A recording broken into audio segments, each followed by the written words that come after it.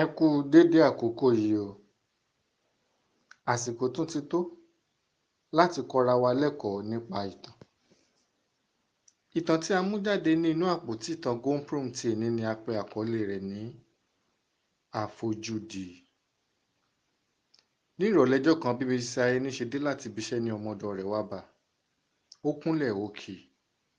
Ó ní mọ́mì, mo ní àlá kan ní àná tí mo ní kí n sọ fún yín ṣùgbọ́n ẹ̀ ń kọjú lọ sí ibiṣẹ́ ní àárọ̀ ni mi fi sọ. Mrs. Ayeni dáhùn ó ní kó sọ fún òun. Ó ní òun rí dádì tí àbúrò yín Bọ̀dá Sùnbọ̀ mú wọn lọ bí gòtò gìrìwò kan. Bọ̀dá Sùnbọ̀ sì ti dádì síbẹ̀. Àwọn náà sì rè sínú kòtò yìí kan náà pẹ̀lú ẹ̀. Lóòótọ́ wọ́n rí dádì àti Bọ̀dá Sùnbọ̀ yọnu kòtò yìí o. Ṣùgbọ́n ó gba àwọn èèyàn ní ọ̀pọ̀lọpọ̀ wákàtí àti ìdààmú kí wọ́n tó rí wọn yọ. Mrs. Ayeni ní Yétúndé. Kí wá ní ìtumọ̀ àlá àti pé kí ni ọ̀nà àbáyọ? Yétúndé ọmọ ọ̀dọ̀ ìdáhùn. Ó ní mi ìbá ní kẹ̀yìn àti dádì mọ ọjọ́ kan. Kí ẹ má jáde rárá kí ẹ fi gba àwẹ̀ àti àdúrà. Tako àkóbá tí ó wà níwájú dádì. Mrs. Ayeni ní òun ti gbọ́. Nígbà tí Yétúndé lọ tán, Mrs. Ayeni rẹ́rìn-ín. Kò gbé ìgbésẹ̀ kankan lórí tí Yétúndé sọ fún yìí. Kò tiẹ̀ sọ fún ọkọ rẹ̀. Ní ọ̀sẹ̀ kejì tí Yétúndé bá sọ̀rọ̀, Yétúndé tún wá. Ó tún rán létí nǹkan yìí kan náà. Mọ́mì ẹ̀ tí gbé ìgbésẹ̀ kan lórí àlá tí mo sọ fún yín. Mrs. Ayeni ní kó má wọrí òun á gbé ìgbésẹ̀ lé lórí. Nígbà tí ó di ọ̀sẹ̀ kẹrin gééré, Mr. Ayeni tí ń ṣe ọkọ rẹ̀ fẹ́ travel lọ ìlú òdì kejì fún pa iṣẹ́ rẹ̀. Yóò gba ìlú tí Sùnbọ̀ àbúrò ìyàwó rẹ̀ ti ń lọ sí yunifásitì kọjá níjọ́ yìí. Ìyàwó rẹ̀ ti bẹ̀ ẹ́ pé kó jọ yóò bóun gbé àbúrò òun dé yunifásitì tí ó wà nígbà tó jẹ́ pé yóò gba ìlú yìí kọjá kí ó tó débi tó ń lọ. Tí Mr. Ayeni sì ti gbà bẹ́ẹ̀.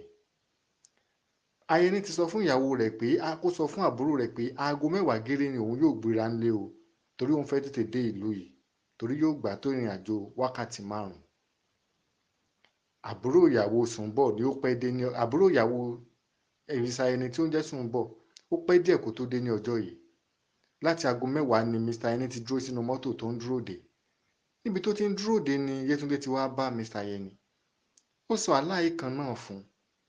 Ó sì sọ fún òun ti sọ fún mọ́mì. Mr. Ayeni ní mọ́mì ò sọ fún òun àti pé tóun bá ti padà dé láti ìrìn àjò yìí òun yóò gba àwẹ̀ yẹn. Ó kí Yétúndé pé ó ṣe é. Nígbà tó di dédé aago 11 kù ìṣẹ́jú 5 ni Sùnbọ̀ àbúrò ìyàwó Ayeni tó dé. Inú bí Ayeni. Ó tiẹ̀ ti fẹ́ máa bínú lọ kó tó di ìgbà yìí ṣùgbọ́n ìyàwó rẹ̀ ni ó ń bẹ̀. Bí àbúrò ìyàwó ẹ̀ ṣe dé, ó gbé ẹrù ẹ̀ sínú bóòtù, wọ́n bẹ̀rẹ̀ ìrìn àjò. Wọ́n ti rin ìrìn àjò bíi wákàtí kan àtàbọ̀ tí ó kù díẹ̀ kí wọ́n wọ yunifásitì Sùnbọ̀ àbúrò ìyàwó ẹ̀ dé tí ó ti ń lọ kí ọlọ́pàá tó dá wọn dúró. Wọ́n yẹ ìwé ọkọ̀ wò, wọ́n yẹ búùtù wò, wọ́n ní kó ń kálukú ṣí ẹrù. Ayeni ṣí ẹrù ẹ̀ tó wà nínú briefcase, wọ́n rí pé aṣọ ni ó wà ńbẹ̀. Wọ́n ní kí Sùnbọ̀ àbúrò ìyàwó Ayeni ṣí ẹrù tiẹ̀.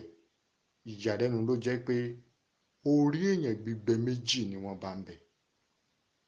Báyìí ni ọlọ́pàá ṣe kó àwọn méjèèjì. Ó di àgọ́ wọn. Nígbà tí wọ́n bi Ayeni, ó lóun ò mọ nǹkan kan pa ẹ̀ pé àbúrò ìyàwó òun ni. Skúù ni ó ń lọ. Ẹrù skúù ni òun rò pé ó dì. Òun mọ̀ pé nǹkan míì tún wà nínú ẹrù kejì tí ó dì. Nígbà tí wọ́n bi Sùnbọ̀, ó ní Ayeni ni ó rán òun. Ó ní òun ti máa ń bá rà bẹ́ẹ̀ tẹ́lẹ̀. Ó ní àti pé òun ò mú ọ lọ síbi tí òun ti máa ń rà. Ó mú ọ lọ síbi tí ó ti máa ń rà. Wọ́n mú déńdé tí ó máa ń tà fún un. Déńdé ní òun ò mẹ́ni tó rán òun àmọ́ kò ṣẹ̀ṣẹ̀ wá máa rà ní ọwọ́ òun. Gbogbo ọgbọ́n tí wọ́n mọ̀ dá Sùnbọ̀ takú ó ní Ayeni ni ó rán òun ní orí èèyàn gbígbẹ. Ó ní kò dẹ̀ ṣẹ̀ṣẹ̀ máa rán òun. Wọ́n ná owó, wọ́n ná ìtiraka. Ṣùgbọ́n nígbà tí ọ̀rọ̀ dé ilé ẹjọ́, àti Ayeni àti Sùnbọ̀, ilé ẹjọ́ jù wọ́n sí ẹ̀wọ̀n ọdún 15 pẹ̀lú iṣẹ́ àṣekára. Ní ìgbà yìí gan-an ni Mrs. Ayeni wá rántí àlá tí Yétúndé sọ fún un. Ó rò ní ọkàn rẹ̀ pé òun mọ ọkọ òun dáadáa. Kò sí tí ó fi orí èèyàn ṣe. Kò lè rán Sùnbọ̀. Kí wá ló dé tí Sùnbọ̀ fi wá takú láti kó bá ọkọ òun? Ó sunkún kíkorò torí pé ó rí pé àfojúdi ni òun ṣe sí Yétúndé tí òun ò fi ka ọ̀rọ̀ rẹ̀ sí. Ìbádẹ́ ṣe pé a ti gba àwẹ̀ kan tó ní ká gbà láti gbàdúrà tako àkóbá bóyá kíní yóò bá yẹ o. Ìbá mà tiẹ̀ ti ní kí ọkọ mi mọ̀ gbé Sùnbọ̀ dé iléèwé rẹ̀ ní ọjọ́ yìí o. Ní ìgbà tí Sùnbọ̀ pẹ́, ìbá mà tiẹ̀ ti jẹ́ kí ọkọ mi máa lọ o. irú ọ̀rọ̀ àbámọ̀ báyìí ni ó ń jáde ní ẹnu Mrs. Ayẹni. Ọdún 15 ni Ayẹni lò ní ọgbà ẹ̀wọ̀n. Òun àti ọ̀rẹ́ rẹ̀ tó jọ pa iléeṣẹ́ pọ̀ jẹ́ olóòótọ́ sí i. Ó ń tọ́jú àwọn ọmọ rẹ̀, ó ń tọ́jú ìyàwó rẹ̀ Mrs. Ayẹni. Gbogbo ẹ̀tọ́ tí Ayẹni ní ó wá ń fún ìyàwó rẹ̀ tí ò jẹ́ kí ìyàwó rẹ̀ lálàá owó. Bẹ́ẹ̀ àwọn ọmọ rẹ̀ ń sanwó school, méjì ń sanwó school fees wọn ní àsìkò. Nígbà tí ọdún 15 gbé tí wọ́n fi sílẹ̀ ní ọgbà ẹ̀wọ̀n. Ọdún ìkan náà ni wọ́n kúkú fi Sùnbọ̀ náà sí ilẹ̀. Nígbà tí Sùnbọ̀ délé, bàbá rẹ̀ ti kú, tí ń ṣe bàbá ìyàwó Ayẹni, bàbá Sùnbọ̀ ti kú. Ó pe family meeting. Ó ní kán bò ń bẹ Ayẹni wípé kò mọ̀ nípa ìyà ẹ̀ṣẹ̀ tí ó jẹ o. Ó ní ọdún tó kẹ́yìn tí òun lò ní ọgbà ẹ̀wọ̀n ni òun ronúpìwàdà tí òun sì pinnu láti jẹ́wọ́ gbogbo ẹ̀ṣẹ̀ òun. Ó ní ẹni tí ó ràn òun àti ẹ ti jọ múlẹ̀ wípé òun ò gbọdọ̀ dárúkọ ẹ̀ ni. Kò dẹ̀ sí orúkọ ẹni tí òun fẹ́ dá ni òun fi dárúkọ Mr. Ayẹni. Ó ní kí wọ́n jọ̀ kí wọ́n bò ń bẹ̀ o, kì í ṣe òun ní ó ràn òun ní orí èèyàn o. Inú bí Ayẹni púpọ̀ ńgbà tí àwọn ẹbí ìyàwó rẹ̀ sọ fún un. Ó pinnu láti gbé Sùnbọ̀ lọ ilé ẹjọ́ padà. Ṣùgbọ́n àwọn ẹbí bẹ̀ wọ́n tù ú. Ó mà takú délẹ̀ o. Ó ní òun ó gbé lọ ilé ẹjọ́ padà. Kí ilé ẹjọ́ rí pé òun ò mọ nǹkan kan nípa ọ̀rọ̀ yìí. Kí gbogbo àgbáyé rí pé òun ò mọ nǹkan kan nípa ọ̀rọ̀ yìí kí wọ́n parọ́ mọ́ òun ni. Ṣùgbọ́n ńgbà tí ẹ̀bẹ̀ pọ̀, ẹ̀bẹ̀ yìí pọ̀ lápọ̀jù. Sùnbọ̀ Mr. Ayẹni má ṣe takú o. Nígbà tí ẹ̀bẹ̀ pọ̀, ó gbójú ń bẹ̀. Ó rò pé tí òun bá kúkú lọ ilé ẹjọ́, ẹ̀wọ̀n tóun ti lọ, òun ti parí ẹ̀ náà. Kí gan ni ó fẹ́ dà? Òun wòran. Ó lóun fi ìjà fún Ọlọ́run dà. Sùnbọ̀ báyìí o. Ó ti pé ọmọ ọdún 28 kó tó lọ ẹ̀wọ̀n. Ó ti lé ní ọmọ 40 ọdún dáadáa báyìí. Kò ní iṣẹ́ kankan lọ́wọ́. Bàbá rẹ̀ ti kú kó tó dé láti ẹ̀wọ̀n. Ìyá rẹ̀ gan ti kú. Kò sẹ́ni tó fẹ́ dá sí inú ẹbí mọ́. Kò níwèé ẹ̀rí, kò ní nǹkan kan. Ìyà gidi ló ń jẹ báyìí. Ṣé ni ó tún wá ń bẹ àǹtí rẹ̀ tó ń ṣe àǹtí kan ṣoṣo tí ó ní, tí ń ṣe ìyàwó Ayẹni, wípé kí ó jọ̀ kó bóun bá ọkọ rẹ̀ sọ̀rọ̀. Kí ọkọ jọ̀, kí ọkọ gbà ń sí ilé iṣẹ́ rẹ̀ kóun tiẹ̀ máa rí nǹkan jẹ. Ayẹni má ṣe takú o. Gbogbo ìgbà ni Ayẹni tún máa ń sọ fún ìyàwó rẹ̀ gan pé òun ò tíì gbà pé òun ò ní gbé ẹjọ́ ìpadà sọ sí ilé ẹjọ́. Orí ọ̀rọ̀ yìí ni wọ́n ṣì wà o. Ẹ̀yin tí ẹ̀ ń gbóhùn mi ẹ gbọ́. Ṣó yẹ kí Ayẹni gbé ẹjọ́ ẹ̀ lọ ilé ẹjọ́ láti lọ tún orúkọ ara rẹ̀ ṣe? Àbí kó gbójú ń bẹ̀? Àti pé ṣó yẹ kí Ayẹni dáríjì kó gbà sí ilé iṣẹ́ rẹ̀ kó náà tiẹ̀ lè máa rí nǹkan jẹ? Ẹ gbà nímọ̀ràn o. Ẹ lè drop ìmọ̀ràn yín sí orí Facebook account wa tàbí sí orí WhatsApp number wa ká tiẹ̀ fi mọ ohun tí ìgbésẹ̀ tó yẹ kí Mr. Ayẹni kí ó gbé. Ṣó yẹ kó dáríjì ni? Ṣé ìdáríjì láì ní ìgbésẹ̀, ṣé ìdáríjì tòótọ́ ni? Kí tiẹ̀ ní ìdáríjì gan? Gbogbo irú nǹkan yìí ni àwọn èèyàn fi ń bá Ayẹni sọ̀rọ̀ tí ò tiẹ̀ yé Ayẹni náà ni yóò ṣe. Ọlọ́run yóò ràn wá lọ́wọ́.